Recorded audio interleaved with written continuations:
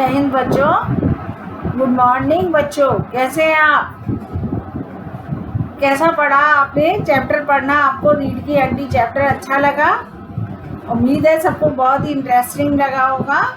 तो बच्चों आज मैं इसका लास्ट पार्ट पढ़ाने जा रही हूँ। और अब तक हमने क्या पढ़ा है? अब तक हमने पहले पार्ट में हमने पढ़ा कि गोपाल प्रसाद जो हैं राम स्वरूप के घर में लड़की को देखने वाले आने वाले होते हैं और घर पूरा परिवार उनकी आवभगत करने के लिए, उनकी तैयारी करने के लिए जुटा पड़ा है। कभी वो अपने घर को डेकोरेट करते हैं, कभी बातचीत, कभी वो खाने पीने की व्यवस्था करने के लिए पर जोर देते हैं। और बातचीत दोनों के माध्यम से पता चलता है कि जो लड़के वाले हैं वो लोग उन्हें लड़की पढ़ी लिखी नहीं चाहिए, जबकि उनकी अपनी जो बेटी है वो काफ़ी पढ़ी लिखी है, इसलिए वो अपनी बेटी की शिक्षा को लड़के वालों को नहीं बताते हैं। उधर दूसरी ओर जब हम जाते हैं, उनका जो नौकर के बारे में पता चलता है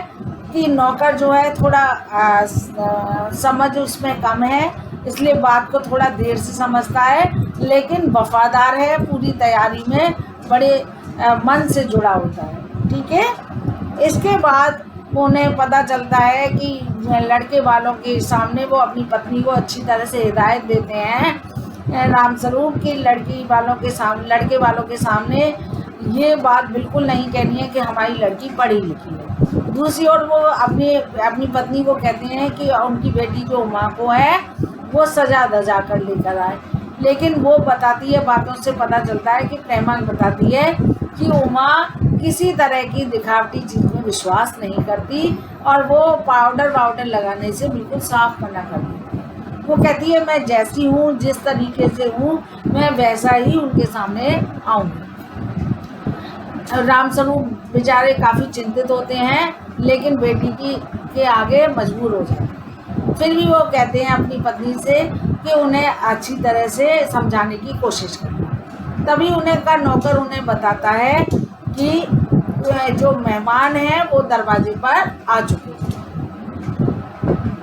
इस बात को जैसे ही वो सुनते हैं सब लोग चुप हो जाते हैं और घर में बिल्कुल शांति आ जाती है और मेहमान को रिसीव करने के लिए वो तैयार हो जाते हैं। इतनी बात मैंने फर्स्ट पार्ट में आपको पढ़ाई।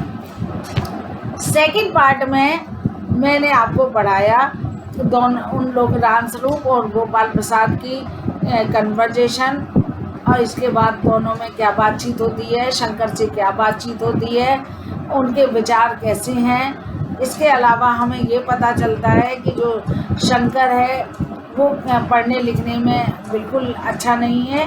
बातों के चलते हमें ये पता चलता है कि जो गोपाल प्रसाद हैं वो विवाह को एक बिजनेस की तरीके से देखते हैं, क्योंकि वो पेशे से वकील हैं। उन्हें लगता है कि शादी एक बिजनेस है, दो लोगों के बीच में बिजनेस। हालांकि इस बात पर रामस्वरूप थोड़ा चौंकते हैं, लेकिन फिर भी वो लड़के वालों के आगे चुप हो जाते हैं और हंसकर उस चीज़ को टाल देते हैं। जो शंकर है वो भी अपने पिता की तरह सोचता है कि लड़कियों का खूबसूरत होना ज़रूरी है, ना कि पढ़ा लिखा होना चाहिए ज़रूरी है। वो भी अपनी पूरी तरह से अपने पिता के विचारों से मानने वाला है कि उनके पिता जैसा कहते हैं कि लड़की अगर पढ़ी लिखी होगी तो उसके नाज नखड़े हो जाएंगे और वो बराबर की लड़की को टक्कर देगी, इसलिए उन्हें लड़की का पढ़ा होना बिल्कुल भी पसंद है। वो चाहते हैं कि लड़की हद से हद मैट्रिक पास हो, इससे अधिक ना हो। तो इसलिए जो रामस्वरूप हैं वो अपनी लड़की की एजुकेशन को पढ़ाते हैं। उन्हें बाकायदा उनको आवभगत करने के लिए उनके लिए चाय लाते हैं, खुद सर्व करते हैं, उनसे उन्हें नाश्ते में बहुत अच्छी तरह से नाश्ता पेश करते हैं। और शंकर से भी बातचीत करने के माध्यम से पता चलता है कि शंकर कोई बहुत इंटेलिजेंट लड़का नहीं है, क्योंकि वो बातों में कह देता है कि 2-1 साल तो मार्जिन लेके चलना पड़ता है। यानी मार्जिन से मतलब है कि 1-2 साल बीच में हम फेल भी हो सकते हैं। तो इस पर वो जो शंकर के पिता गोपाल प्रसाद हैं बात को संभालने की कोशिश करते हैं। कहते हैं कि ये क्या है कि बीमार हो गया था इसलिए 1 साल इसका ड्रॉप हो गया। इसके अलावा वो पुराने ज़माने पर पहुंच जाते हैं कि बताते हैं उसका रीज़न कि आजकल के बच्चे कुछ खाना पीना तो खाते नहीं इसलिए कमज़ोर होते हैं। हमारे ज़माने में हम लोग बहुत अच्छे कचौड़ियाँ भी खा लेते थे, यानी इतना हैवी नाश्ता करने के बाद भी हम खाना उतना का उतना खाते थे, इसलिए हम लोगों की जो सेहत है वो ज़्यादा अच्छी है। आजकल के बच्चों में बिल्कुल भी जान नहीं। तो बच्चों अब तक हमने आपको यहाँ तक की घटना से आपको पढ़ा। इसके बाद वो लड़की से मिलने के लिए इंटरेस्टेड होते हैं। शंकर और उनके पिता को रामस्वरूप नाश्ता करने के बाद टेबल को खिसका देते हैं और लड़की को बुलाने का प्रबंध। तो बच्चों अब मैं इससे आगे की अब घटना को आपको पढ़ाऊंगी।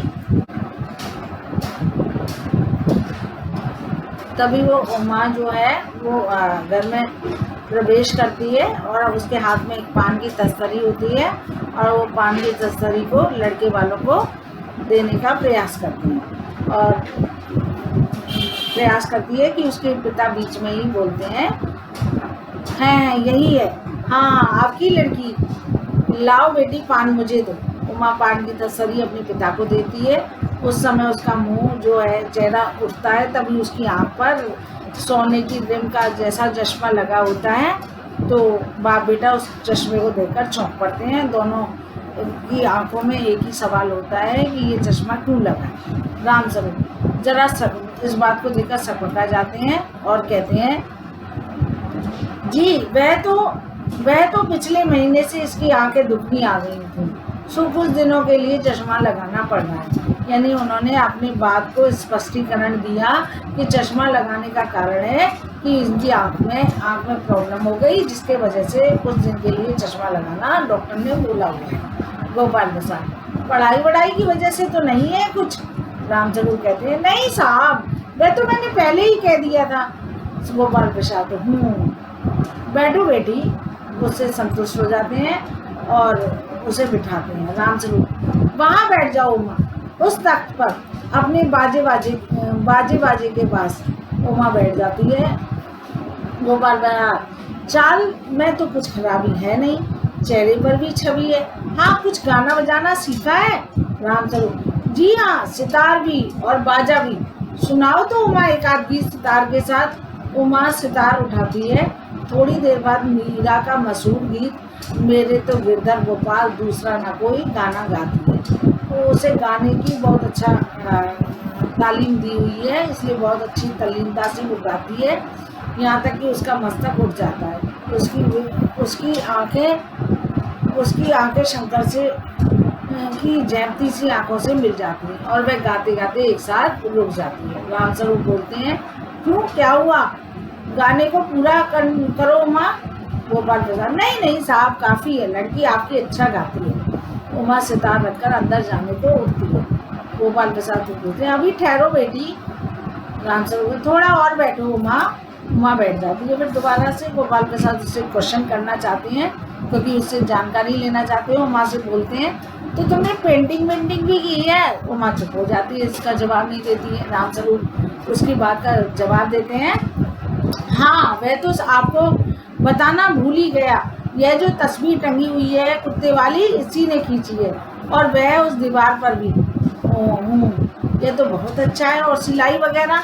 सिलाई तो सारे घर की इसी के जिम्मे रहती है, यहाँ तक कि मेरी कमीजें भी हैं, यहाँ तक कि वो बताते हैं यानी सिलाई कढ़ाई गाने सब में वो लड़की होशियार है। गोपाल प्रसाद कहते हैं ठीक है, लेकिन हाँ बेटी तुमने कुछ इनाम भी जीते हैं। उमा चुप हो रहती है। रामस्वरूप इशारे के लिए खांसते हैं, लेकिन उमा चुप है, उसी तरह गर्दन झुकाए। गोपाल प्रसाद अधीर हो उठते हैं और रामस्वरूप सट पकाते हैं। रामस्वरूप जवाब दो उमा गोपाल प्रसाद से। हाँ जरा शर्माती है, इनाम तो इसने।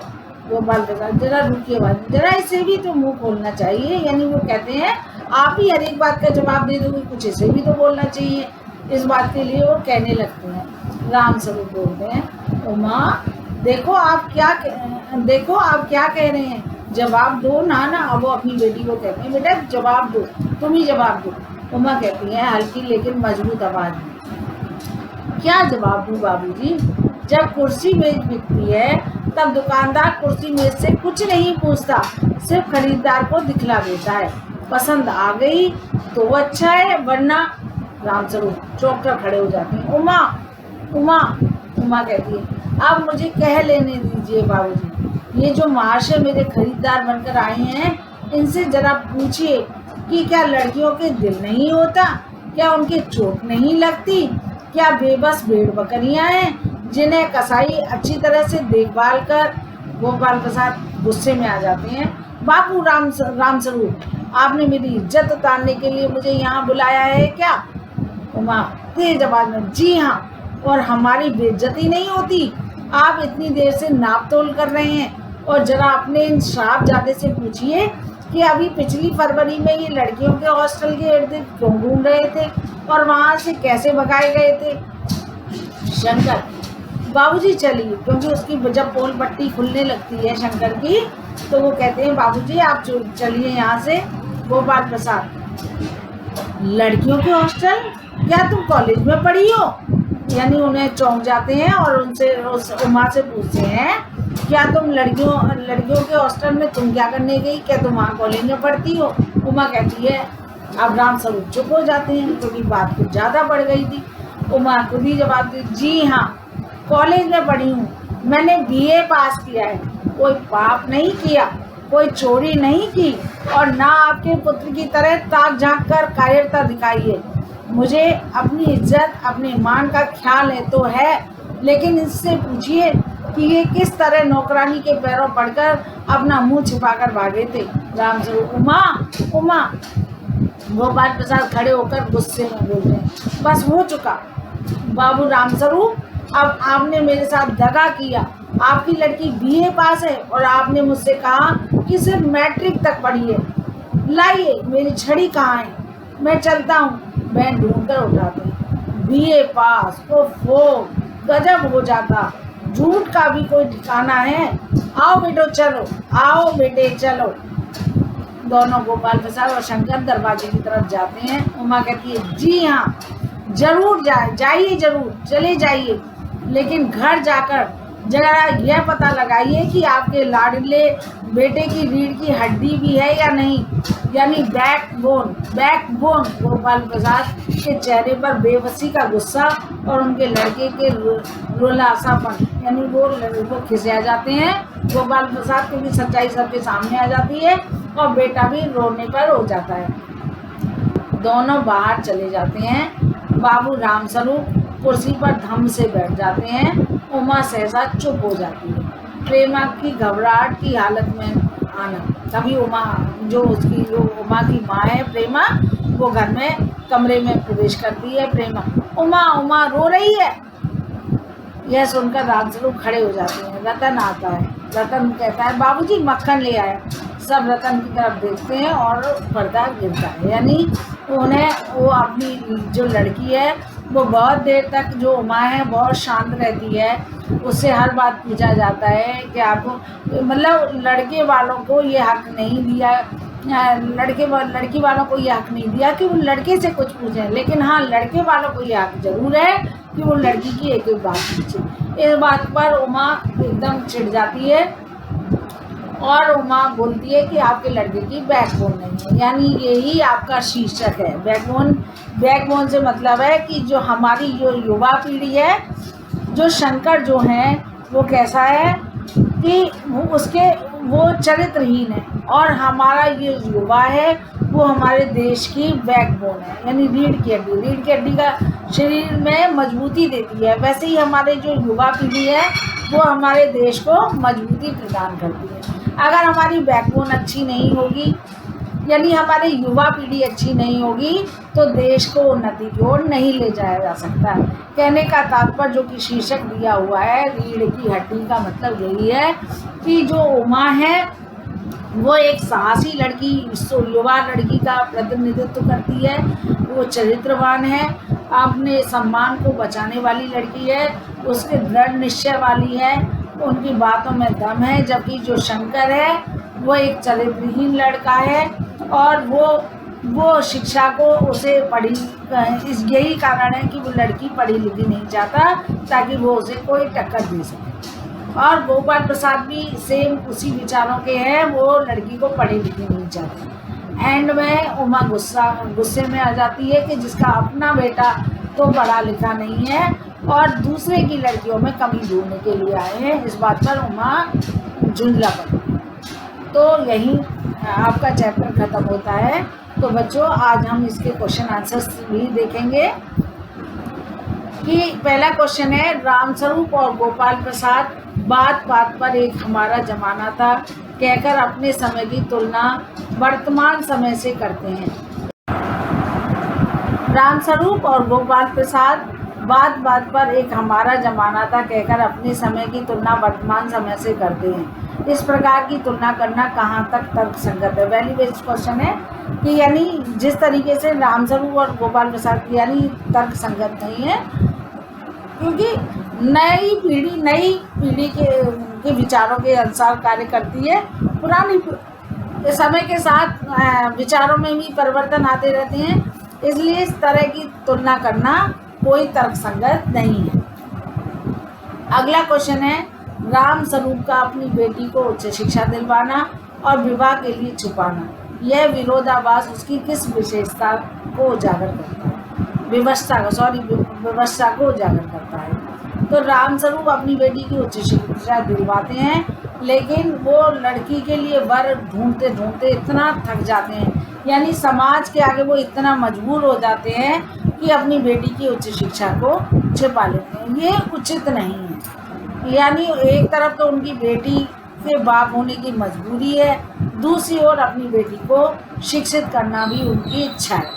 इसलिए इन दो विरोधाभास के बीच में रामस्वरूप अपने आप को जकड़ा हुआ देखते हैं। अंत में जीत किसकी होती है कि वो लड़की की शिक्षा को छिपाना चाहते हैं, झूठ बोलना चाहते हैं, जो उचित नहीं है। थर्ड क्वेश्चन है, अपनी बेटी का रिश्ता तय करने के लिए रामस्वरूप उमा से जिस प्रकार के व्यवहार की अपेक्षा कर रहे हैं वह उचित क्यों नहीं है?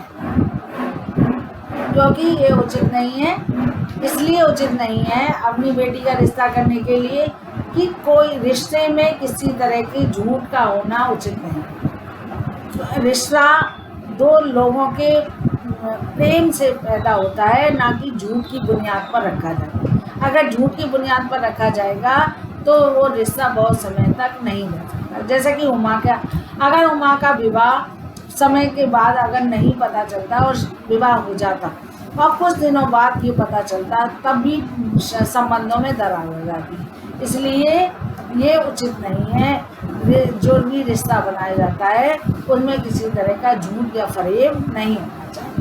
अगला क्वेश्चन है, गोपाल प्रसाद विवाह को बिजनेस मानते हैं और रामस्वरूप अपनी बेटी की उच्च शिक्षा छिपाते हैं। क्या आप मानते हैं कि दोनों ही समान रूप से अपराधी हैं? बिल्कुल सही है। एक तो शिक्षा को छिपाता है, जो गलत है, उसे सबके सामने बोलना चाहिए कि हमें शिक्षा देनी चाहिए। दूसरा, पढ़ा लिखा होकर भी लड़की को अनपढ़ चाहता है, जो दोनों ही अपराधी हैं, दोनों ही गलत हैं। और विवाह को बिजनेस वो मानते हैं, तो इसलिए दोनों ही गलत हैं। अगला क्वेश्चन है, आपके लाडले बेटे की रीढ़ की हड्डी भी है या नहीं? उमा इस कथन के माध्यम से शंकर की किन कमियों की ओर संकेत करना चाहती है? यानी रीढ़ की हड्डी से मतलब है कि उसका कोई चरित्र ही नहीं है। वो पढ़ने में अच्छा है, ना चरित्रवान है, लड़कियों के हॉस्टल के पीछे आगे घूमता रहता है, जो उसके लिए उचित नहीं था। इसलिए वो कहती है कि आपके लड़के की रीढ़ की हड्डी ही नहीं है। यानी आपको समाज को जो मजबूती दे सके, आपको आगे बढ़ा सके, आपका सम्मान कर सके, ऐसे गुण आपके बेटे में नहीं है, जबकि मेरे में ये गुण हैं। अगला क्वेश्चन है, शंकर जैसे लड़के या उमा जैसी लड़की समाज को कैसी व्यक्तित्व की जरूरत है? तर्क सहित उत्तर दीजिए। यानी कहने का तात्पर्य ये है कि शंकर जैसे लड़के या उमा जैसी। समाज को शंकर जैसे चरित्रहीन लड़के की जरूरत नहीं है, बल्कि उमा जैसे दृढ़ निश्चय, बहादुर, निडर और चरित्रवान लड़की की जरूरत है। समाज को ऐसी लड़की की जरूरत है, लड़के से मतलब नहीं है। अगर लड़की भी चरित्रवान है, लड़की घर को के संस्कारी है, तो हमें ऐसी लड़की की जरूरत है, ना कि ऐसे चरित्रहीन लड़के की जरूरत है। इसलिए हमें ये कहने में बिल्कुल हिचक नहीं है, बिल्कुल संकोच नहीं है कि ऐसी लड़की जो ऐसा लड़का जो समाज के लिए एक दाग है, एक धब्बा है, हमें उसकी जगह एक पढ़ी लिखी संस्कारी लड़की के व्यक्तित्व की जरूरत है। अगला क्वेश्चन है जो कि मोस्ट इम्पोर्टेंट है, रीढ़ की हड्डी शीर्षक की सार्थकता स्पष्ट कीजिए। रीढ़ की हड्डी यानी ये क्वेश्चन से आपको पता चला, आंसर मैंने बीच में भी बताया कि रीढ़ की हड्डी का इस चैप्टर से क्या मतलब है। यानी रीढ़ की हड्डी एक प्रतीकात्मक है, प्रतीक बनाया हुआ है युवा पीढ़ी के लिए। कहने का तात्पर्य यह है कि युवा पीढ़ी के लिए एक प्रतीकात्मक है कि जिस तरीके से युवा जो लोग हैं वो हमारे देश, जैसे रीढ़ की हड्डी शरीर को एक मजबूती देती है, वैसे ही हमारी जो युवा पीढ़ी है हमारे देश को मजबूती देती है, उसे उन्नति करती है, उसे आगे बढ़ाती है, उसको दिशा में ले जाती है, सही दिशा में ले जाती है। तो जिस तरीके से एक रीढ़ की हड्डी का मजबूत होना आवश्यक है, वैसे ही हमारी युवा पीढ़ी को चरित्रवान होना आवश्यक है। यही इस शीर्षक का उपयुक्तता है, यही शीर्षक का कहना है। अगला क्वेश्चन है, कथा वस्तु के आधार पर आप किसे एकांकी का मुख्य पात्र मानते हैं और क्यों? वैसे आप किसी का भी नाम ले सकते हैं, लेकिन इसकी मुख्य पात्र, क्योंकि सारी कहानी जो है उमा के इर्द गिर्द घूमती है, क्योंकि उमा जो है उसके विवाह की तैयारी चल रही होती है। इस तरीके से जो सारी कहानी है वो उमा के आसपास घूम रही है, इसलिए कहानी कैसी है, उमा ही इसका मुख्य पात्र है, तो इसलिए हम उमा को ही मुख्य पात्र मानते हैं। अगला क्वेश्चन है, एकांकी के आधार पर रामस्वरूप और गोपाल प्रसाद की चारित्रिक विशेषताएं बताइए। यानी एकांकी रामस्वरूप कैसे लोग हैं? शिक्षित हैं, लड़कियों की शिक्षा को अच्छा मानते हैं, लेकिन दबे हुए हैं, डरपोक हैं, समाज का सामना नहीं कर पाते, गलत लोगों का सामना नहीं कर पाते, बुलंद आवाज में निडर नहीं है, तभी वो गोपाल प्रसाद की हर इच्छा के आगे झुक जाते हैं। एक मजबूर पिता है जो अपनी लड़की के लिए वर की तलाश के लिए आगे बढ़े। अगला क्वेश्चन है आपका, गोपाल प्रसाद जो है, गोपाल प्रसाद कैसे हैं? गोपाल प्रसाद शादी को एक बिजनेस मानते हैं, जो सबसे बड़ी कमजोरी है। लड़की को पढ़ा लिखा नहीं चाहते, बहू उन्हें लड़का और लड़कियों में अंतर मानते हैं, लड़का वो चाहते हैं कि पढ़ा लिखा हो, लड़की बहू जो हो अनपढ़। ये यानी उनमें, और विवाह को बिजनेस मानते हैं। एक शातिर दिमाग हैं, चालाक हैं, अपने बच्चे की कमियों को छुपाने वाले हैं, यही उनमें सबसे बड़ी वो है। इसके अलावा इस कहानी का क्या उद्देश्य है, ये भी इम्पोर्टेंट क्वेश्चन है कि उद्देश्य यही है कि हम समाज में आगे बढ़ें और लड़के और लड़की की शिक्षा में जो भेद करने वाले हैं उनका डटकर विरोध करें। यही कहानी का उद्देश्य है, अपनी युवा पीढ़ी को हम आगे बढ़ाएं। अगला है, समाज में महिलाओं को उचित गरिमा दिलाने हेतु आप कौन कौन से प्रयास कर सकते हैं? इम्पोर्टेंट क्वेश्चन है। तो महिलाओं को उचित गरिमा के लिए उन्हें सम्मान दे सकते हैं, उनको अच्छी शिक्षा दे सकते हैं, उन्हें जागरूक कर सकते हैं, लोगों में जन जागृति पैदा कर सकते हैं। महिलाओं की शिक्षा के लिए मंच पर उन्हें सम्मान दिलवा सकते हैं ताकि उनका सम्मान आगे बढ़े। इस तरीके से हम अनेक प्रयास कर सकते हैं। ठीक है बच्चों, आप इसके क्वेश्चन आंसर्स अपनी कॉपी में करेंगे और उन्हें ठीक से लर्न करेंगे। उद्देश्य को, इसके पॉइंट्स को, विशेषताओं को, पाठ की रीढ़ की हड्डी की सार्थकता को बड़े ध्यान से पढ़ेंगे कि किस कारण इसका शीर्षक रखा गया है। तो बच्चों, आज मैं आपको यहीं तक पढ़ाऊंगी। आपका चैप्टर कंप्लीट हो गया। ठीक है, अब इसके बाद मैं आपको उसका पढ़ाऊँगी, एक और माटी वाली चैप्टर है, इसका आगे वाला चैप्टर पढ़ाने जाऊँगी। ठीक है मेरे बच्चों, जय हिंद।